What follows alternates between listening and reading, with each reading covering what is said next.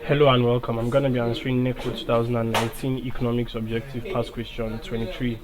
If labor force in a country is 120 million and 55 million and unemployed, what is the unemployment rate?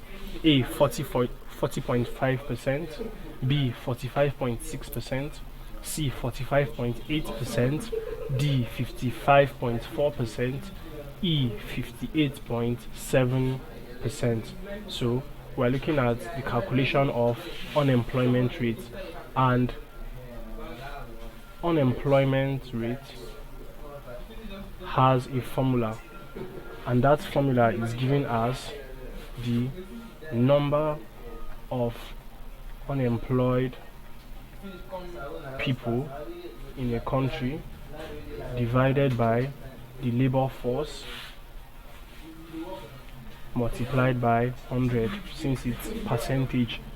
So from the question given to us, the number of unemployed people is 55 million, so we'll write 55 since we know it's in million, and the labor force is 120 million, so times 100.